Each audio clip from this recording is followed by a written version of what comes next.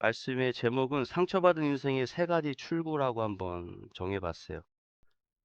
이 전도서가 어떤 내용인지 아시죠? 처음부터 헛되다라고 나와요. 허망하다. 인생의 허무함, 인생의 헛됨, 인생의 그런 굉장히 덧없는 그런 것을 많이 표현을 해요.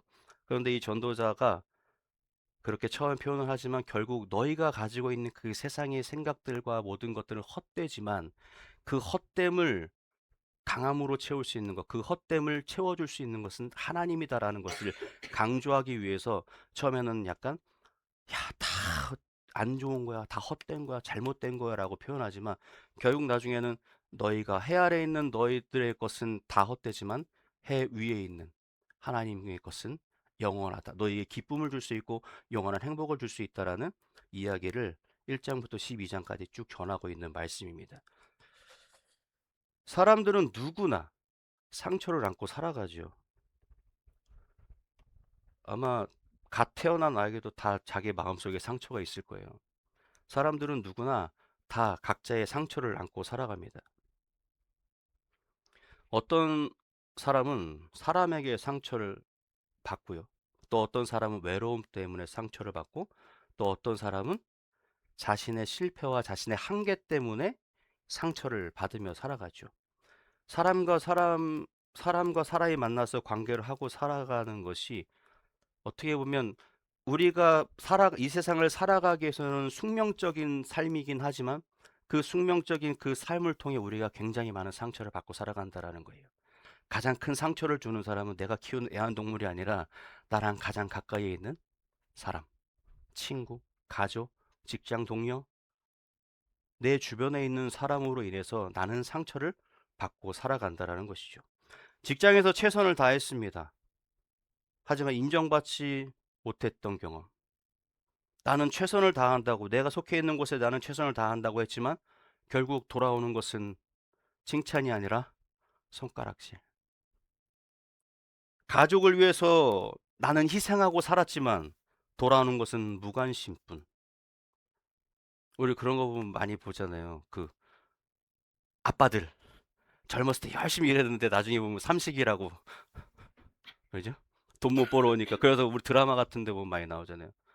아우 인간아 조금 뭐 그러면서 열심히 나는 한평생 열심히 가족들을 위했는데 나중에 결국 나에게 돌아오는 것은 가족들의 천대와 무관심. 열심히 살아왔는데 어느 순간 내가 왜 이렇게 됐지? 왜 이렇게 살고 있지? 라는 그런 허무함이 밀려온 적은 없으십니까? 전도자는 오늘 이 전도서의 그 전도자는 바로 그런 사람들의 마음을 너무나도 잘 알고 있습니다.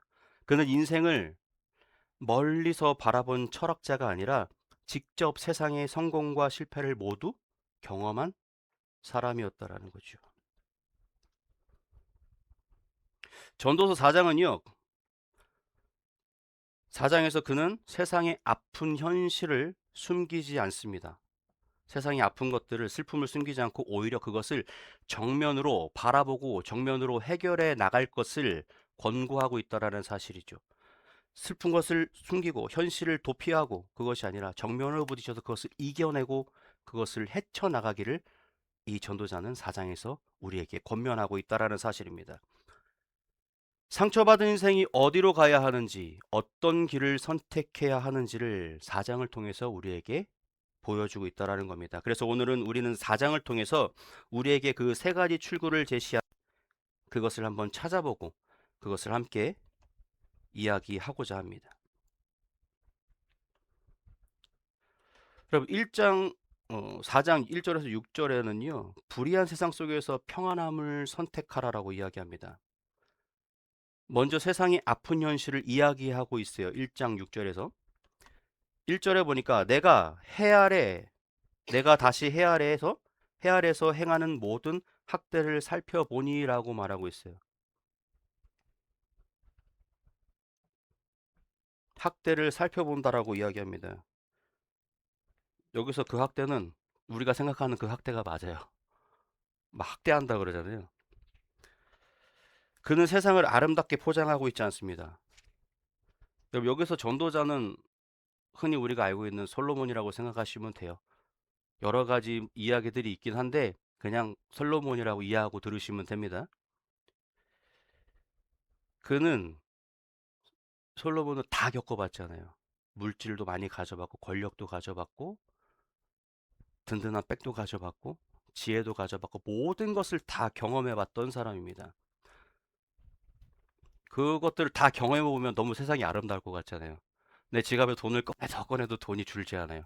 내 통장의 잔고는 계속 올라가요. 써도 올라가고 너무 행복할 것 같지 않습니까? 세상이 다 아름답게 보일 것 같아요. 그런데 그는 하지만 세상은 그렇지 않더라라고 이야기하고 있다라는 거예요.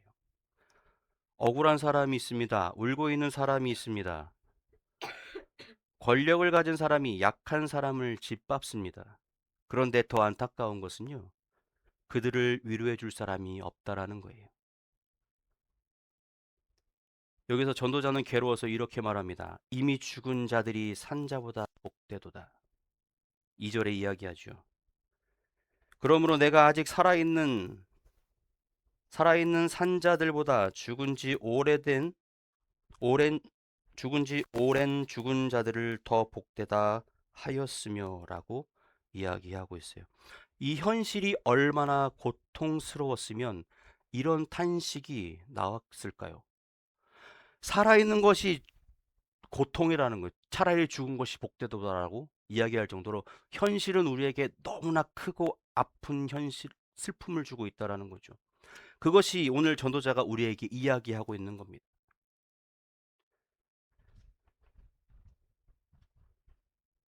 직장에서는 성실한 사람이 손해보는 것처럼 보일 때도 있어요.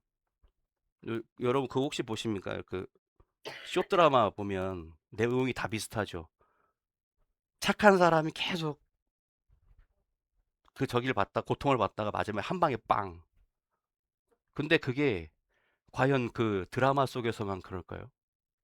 근데 그것이 우리 현실 속에서도 내가 모르는 사이에 나에게도 내가 겪고 있는 현실일 수도 있다라는 겁니다. 착하게 살았더니 사람들은 나에게 손가락질합니다. 야, 너 그렇게 살면 호구야. 네가 착하다 그래 너 알아주는 거 누가 너 알아주지 않아. 네 이익을 챙겨야지. 네 실속을 챙겨야지. 너 그렇게 손해 보면 그러다가 망한다. 나는 나 나름대로 내 선의를 베풀며 세상과 어우러져 살아가고 있는 사람들은 그런 나를 바보라고 이야기합니다. 선을 베푸는 나를 무능하다고 이야기합니다. 온유한 나를요, 바보라고 이야기해요. 평안을 사랑하는 나를 사람들은 모자라다고 얘기합니다. 하지만 나는 하나님은 그것이 이 세상을 살아가는 방법이 맞다라고 이야기하세요.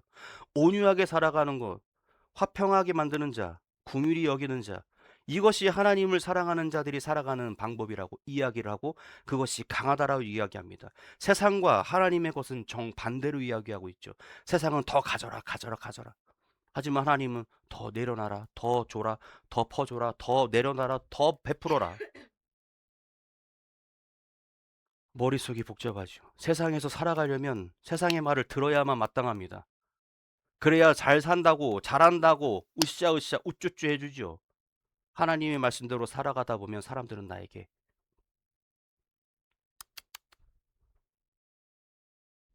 이런 현실이 얼마나 안타깝습니까? 그래서 우리는 타협을 하기 시작하죠.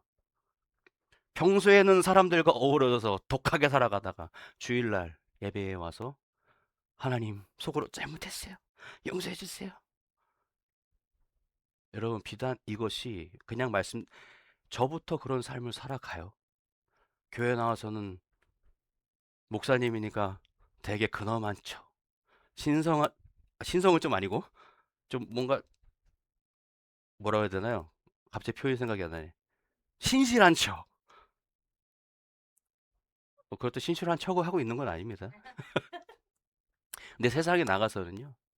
세상 사람 똑같이 살아갈 수밖에 없어요.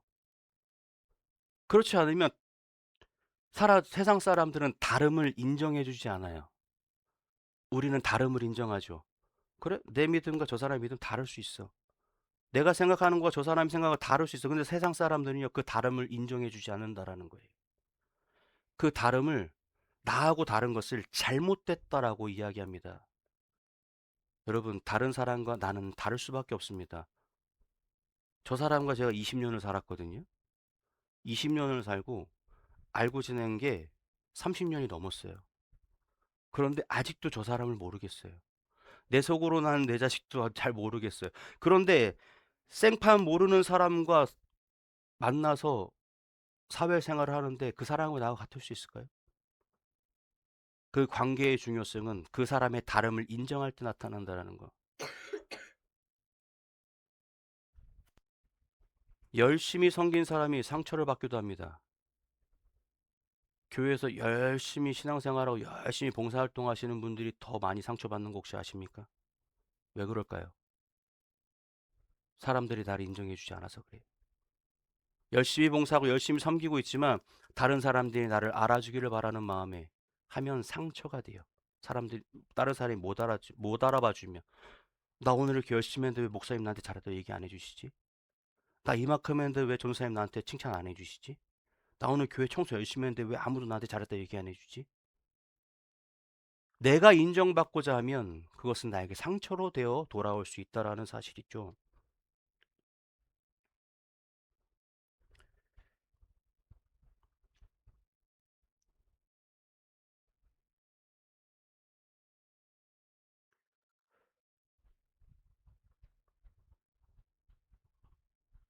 설교가 다른 방향으로 흘러버렸는데요.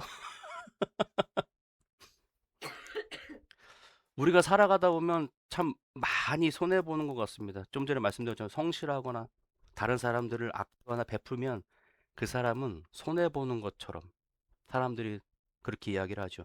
정직하게 일한 사람이 오히려 더 비난을 받기도 합니다. 정직한 사람이 더 손가락질 받기도 합니다. 열심히 섬긴 사람이 상처를 받기도 하고요.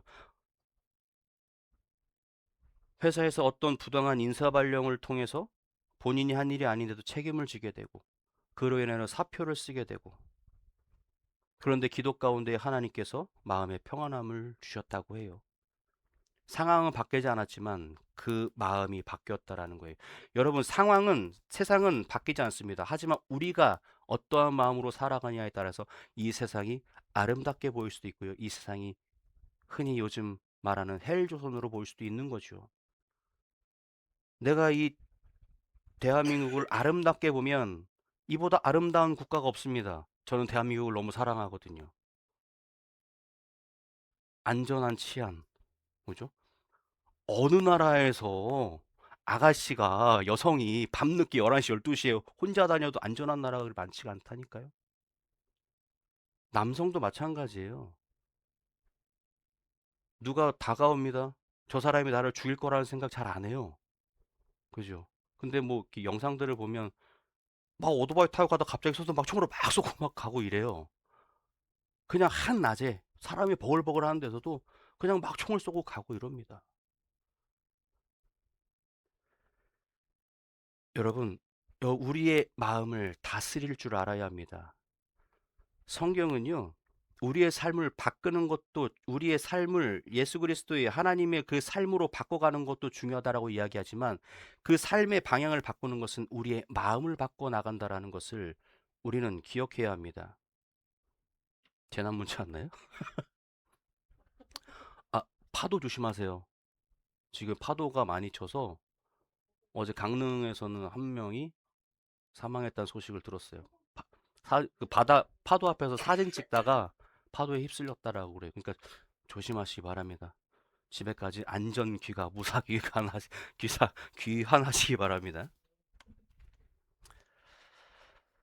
상황은 바뀌지 않았지만 여전히 내 삶의 터전은 똑같지만 내 마음이 바뀌면 그 상황은 아름다운 상황으로 바뀔 수도 있다라는 겁니다. 하나님께서는 더 좋은 길을 열어 주십니다. 내 마음이 바뀌면 하나님의 마음에 맞게 내 마음을 돌리면 하나님은 더 좋은 길을 열어 주신다라는 겁니다. 전도자는 전도자는 여기서 두 가지 잘못된 반응을 말하고 있어요. 첫 번째는 포기하는 거, 아무것도 하지 않는 거. 두 번째는 더 악착같이 경쟁하는 거. 이것이 잘못됐다라고 이야기하고 있다라는 거예요. 앞에 같은 상황들에 직면했을 때, 아, 그래. 더 할 것도 없지. 더 해봐서 뭐해? 포기하는 마음. 또, 이를 바득바득 갈면서 내가 어떻게든 저거를 잡아뜨려 버리고 말 테다. 내가 저거를 그냥 무너뜨리고 말 테다. 그런 마음이 잘못됐다라는 거예요. 두 손 가득히 움켜쥐려는 삶. 전도자는 말합니다. 평온한 한 손이 수고하며 두 손이 가득하고 바람을 잡는 것보다 나으니다라고 6절에 이야기합니다. 6절에 보니까 두 손에 가득하고 수고하며 바람을 잡는 것보다 한 손에만 가득하고 평안한 것이 낫다라고 6절을 얘기해요. 참 놀라운 말씀이죠. 하나님은 두 손 가득 성공보다 한 손의 평안을 더 귀하게 여긴다라는 거예요. 제가 설교할 때 가끔 쓰는 예화 중에 하나인데 여러분 두 손에 갓난아기가요. 두 손에 뭘 딱 쥐고 있잖아요.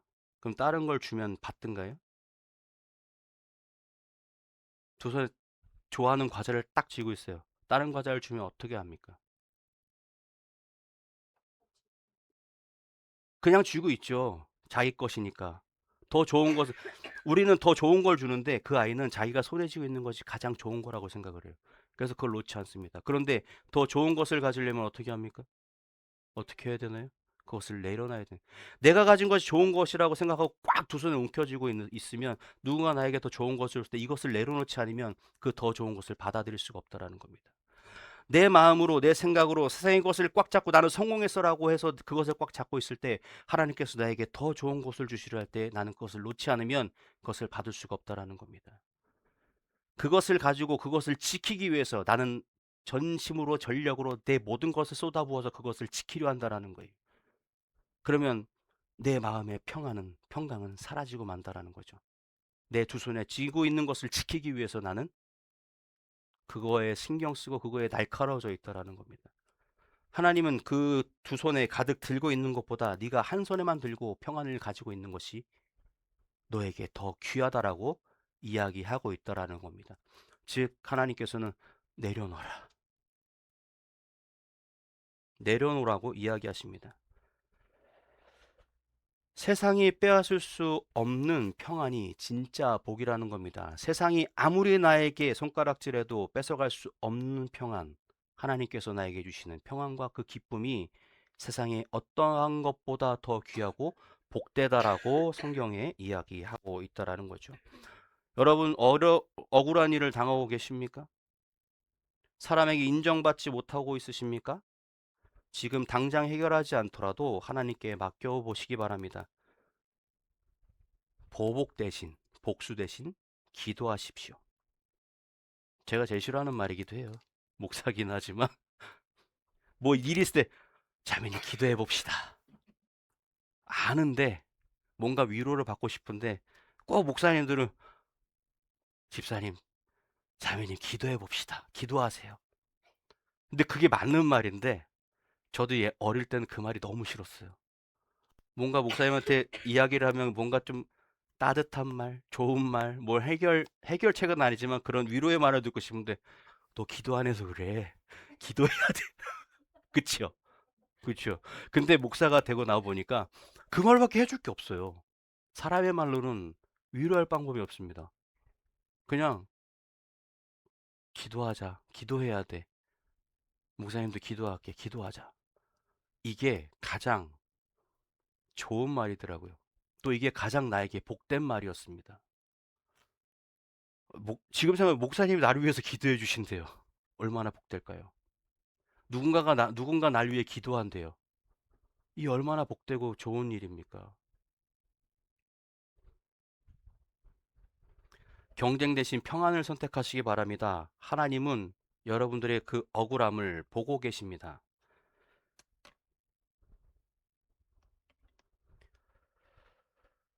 전도자는 또 다른 상처를 이야기하고 있습니다. 이번에는 외로움에 대해서 이야기하고 있는데요.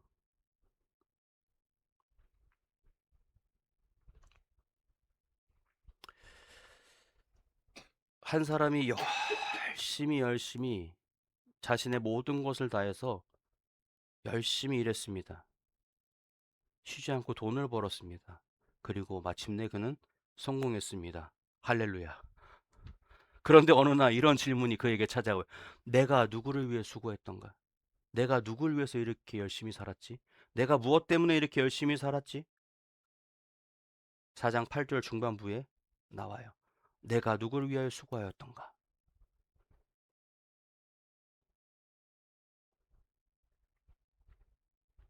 후반부에 내가 누구를 위하여 이같이 수고하고 나를 위하여 행복을 누리지 못하게 하는가? 누구를 위해 열심히 살았고 나는 왜 행복을 찾지 못했는가? 나에게 만족감이 없었다라는 거예요. 열심히 살아왔는데 너무 많은 사람들이 이 질문 앞에 서 있습니다. 현 시대를 살아가는 모든 사람들이 이 질문에 서 있어요. 돈이 있는데 함께 웃을 사람이 없습니다. 집은 있는데 찾아올 사람이 없어요. 성공을 했는데 그 성공을 함께 나눌 기쁨을 나눌 사람이 없습니다. 그래서 전도자는 유명한 말을 남깁니다. 9절에 두 사람이 한 사람보다 나음은 이라고 이야기해요. 두 사람이 한 사람보다 나음은 그들의 수고함으로 좋은 상을 얻을 것임이라 라고 이야기합니다. 왜일까요? 넘어졌을 때 일으켜줄 사람이 있기 때문입니다. 내가 외로울 때 그 외로움을 달래줄 사람이 옆에 있다라는 거예요. 추울 때 함께 따뜻함을 나눌 수 있기 때문입니다. 위험이 올 때 함께 맞설 수 있기 때문입니다. 혼자는 강해 보이지만 사실 약해 보이죠. 약하죠. 함께 할 때 비로소 그 강함은 나타나게 되어 있습니다.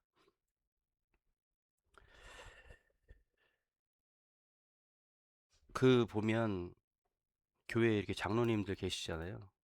근데 그 장로님들 보면 참 열심히 잘 사시는 분들 많아요. 열심히 잘 살고 났는데 나중에 그 이제 은퇴하고 하고 났더니 전화 오는 사람이 없대요. 한 사람도 전화하는 사람이 없. 내가 사업하고 내가 잘 나갈 때는 막 여기저기서 전화가 오는데 내가 아무것도 없으니까 전화 오는 사람이 없대요. 나를 만나자고 하는 사람도 없답니다. 그래서 굉장히 외롭게 지내고 있던 찰나 그 장로님에게 위로를 건네준 사람들이 교회 공동체의 남전도회. 되게 오랜만에 들어보지. 남전도회, 여전도회, 남전도회. 요즘에는 잘 그렇게 안 나누나요? 큰 교회들은? 아, 구세인교회. 아, 구세인교회는 좀 그게 다르죠. 예, 그런 기- 명칭도 좀 다르고 구역이 구세군교회는 진짜 군대 같아요. 예. 목사님을 목사님이라고 안 부르죠. 사관님이라고 부르죠. 맞아. 예전에 저도 구세군 교회 전도사님하고 같이 신앙생활을 잠깐 한 적이 있어요. 김명준 전도사님이라고. 예. 거기는 이렇게 막 제복도 입고 막 그러더라고요. 빨간 냄비. 크리스마스 때. 그게 구세군이야. 은서야. 딸랑딸랑. 아, 맞아요. 그래서 이 장로교는 예전에 남전도회 있고 여전도회 있고 뭐 권사회도 있고 장로회도 있는데 아무도 자신이 이제 자신에게 내가 그 사람에게 뽑아 먹을 것이 없어요. 그러니까 아무도 그 사람이 장로님이 연락하지 않았답니다. 하지만 그 마지막에 그 교회의 작은 소그룹의 사람들이 같이 식사도 하고 같이 시간도 보내주고 같이 기도하고 찬양하면서 다시 그 삶의 기쁨을 찾았다라는 이야기가 있습니다. 여러분, 세상은요, 내가 가진 것을 보고 나에게 다가와요. 드라마에서 나오는 이야기는 드라마에서만 일어날 것이다라는 생각을 하시면 안 됩니다.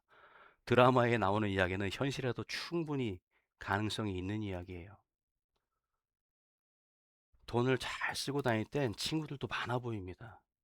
내가 가진 것이 많을 땐 친구도 많아 보여요. 내 주변에 사람이 많죠. 그런데 정작 내가 가진 것이 없어졌을 때 내 주변에 남는 것은 아무도 없다라는 거예요. 왜요? 나에게서 뽑아먹을 게 없으니까 주변에 사람이 없는 거예요. 내가 혼자 남았을 때 내 옆에 한 사람이 남아있다면 그 사람이 정말 그 사람에게 중요한 사람이라는 거죠. 그 사람이 진짜 친구고 그 사람이 진짜 내 삶에 함께 해주는 친구라는 거죠.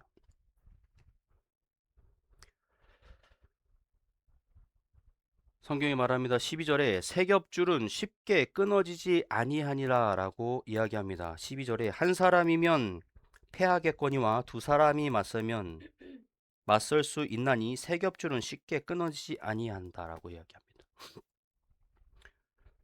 이 성경을 이렇게 잘 이렇게 보다 보면요. 우리 옛날 그 속담들 있잖아요. 이게 이렇게 잘 이렇게 들어맞는 게 많아요. 보면 이 사람들이 성경을 통해서 많은 지혜를 얻은 것 같아요. 그죠? 나무젓가락 우리 예전에 그런 실험 많이 나무젓가락 하나 이렇게 부러뜨리면 안 부러지는데 두 개, 세 개 하다 보면 부러지지가 않잖아요. 아무리 약한 것도. 갈대도 하나는 꺾어지지만 여러 개를 뭉탱이로 꺾으면 꺾어지지 않죠.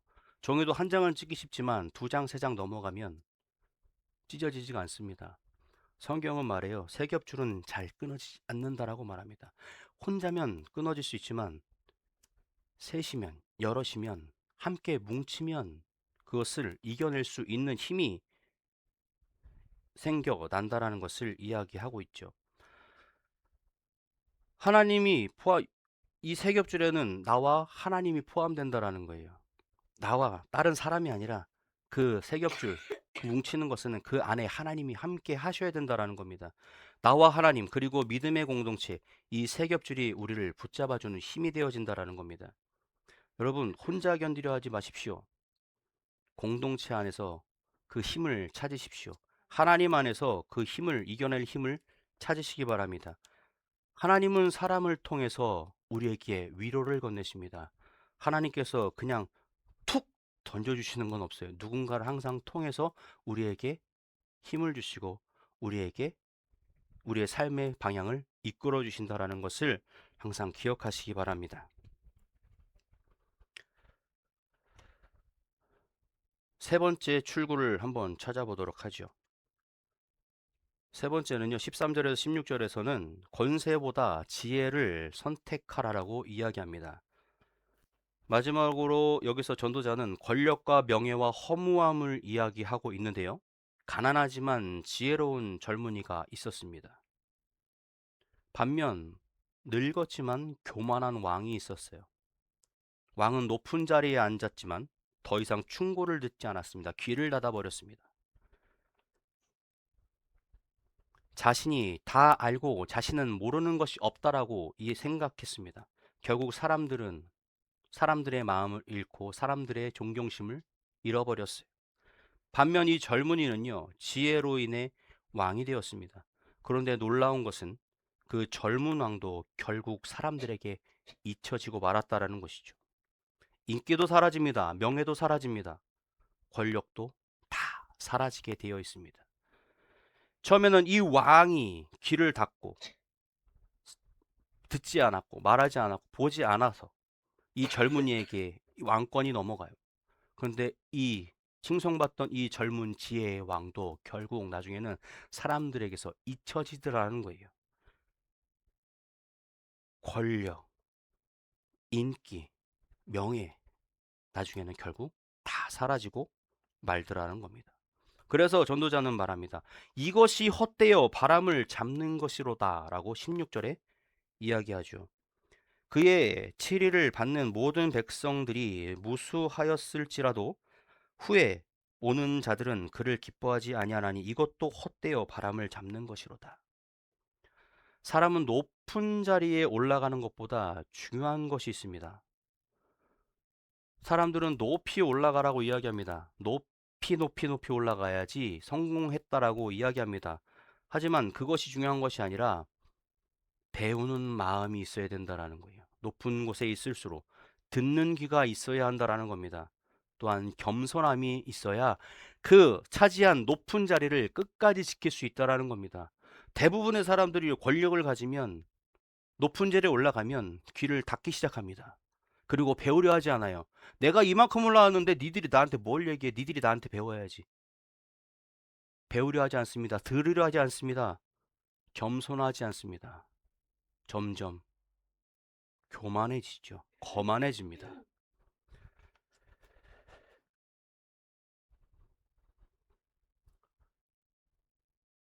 어떤 회사에 중직에 있는 임원이 한 분 있습니다. 뭐 상무 정도라고 할까요? 아니면 전무? 아니면 본부장 정도? 근데 분명히 그 회사에 문제가 있어요. 그래서 한 직원이 그 임원에게 이야기합니다. 이렇게 하시면 안 됩니다. 이거 이렇게 고치셔야 돼요. 이렇게 하셔야 돼. 들었을까요? 안 들었을까요? 요 타이밍엔 절대로 듣지 않았겠죠. 어떻게 됐을까요? 결국 그 일을 통해서 회사에 큰 손해를 입히고 말았다라는 것이죠. 그 이야기에 귀를 기울여서 하나만, 예를 들어 문서 한쪽에 한 줄만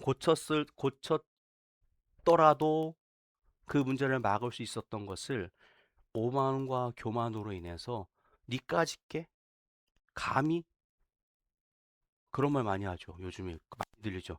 감히 니까짓 게? 세상에 사람과 사람의 감히 니까짓 게가 어딨어요. 그죠? 이건 기본적으로 그 사람을 나는 너보다 높이 있어라는 그런 마음이 그 속에 포함되어지고 있다라는 거죠. 그래서 그 임원이 마지막에 나중에 이렇게 이야기했다고 합니다. 내가 몰라서 실패한 것이 아니라 들으려 하지 않아서 실패했다라고 이야기합니다. 하나님은 우리에게 계속 말씀하십니다. 예수님 우리에게 내 귓가에 계속 속삭이고 계십니다. 하지만 나는 그것을 들으려 하지 않아요. 내 스스로 내 귀를 막았는지 한번 살펴보시기 바랍니다. 내 스스로 보는 눈을 가리지 않았는지 확인해 보시기 바랍니다.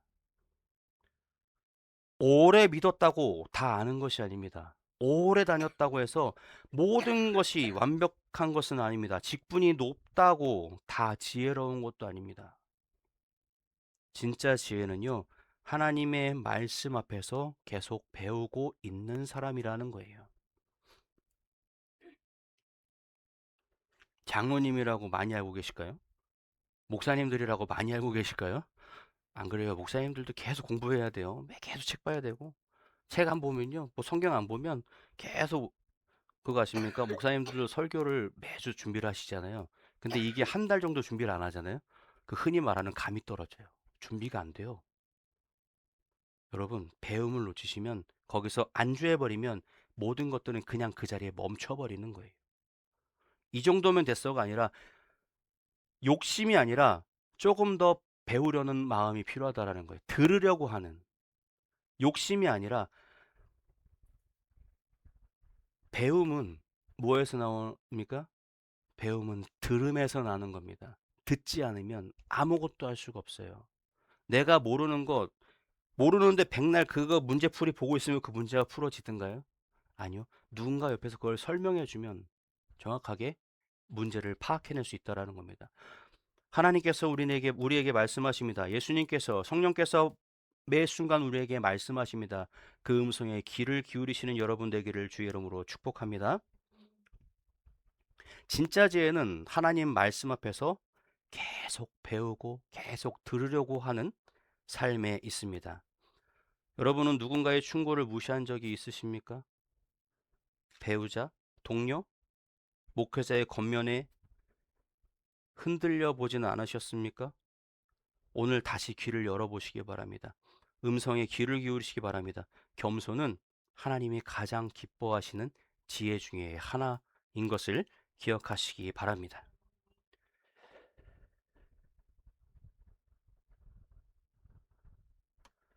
오늘 전도서 4장은요, 상처투성이인 세상을 우리에게 보여주었습니다. 불의가 있습니다. 외로움이 있습니다. 권력의 허무함이 있습니다. 그러나 하나님은 우리를 절망으로 몰아넣지 않으신다라는 거예요. 오늘 전도서 4장에서 본 이야기들은요, 세상이 그 상처투성인 것을 전부 보여줘요. 권력의 허무함을 보여줍니다. 야, 그런 거 다 필요 없더라. 내가 해버린 거 다 아무것도 다 도움이 안 되더라. 그러면 도대체 나보고 어떻게 하라는 거야? 으아, 이렇게 해도 안 된다고? 이것도 안 된다고? 저것도 안 된다고? 절망이 아니라 희망을 하나님께서는 우리에게 보여주셨는데 그 희망이 무엇이냐? 듣고 배우는 것이 지혜다라고 이야기하고 하고 있다라는 겁니다. 하나님은 그 절망 가운데서 우리에게 세 가지 출구를 보여주셨습니다. 첫 번째는요, 불의 앞에 평안을 선택하십시오. 두 번째는 혼자 살지 말고 함께 하십시오. 천상천하 유아독존이 아니라 천상천하는 여러 사람과 함께 어울려 살아가시기 바랍니다. 교만을 버리고 지혜를 선택하십시오. 누군가가 나에게 이야기하면 귀 기울이십시오.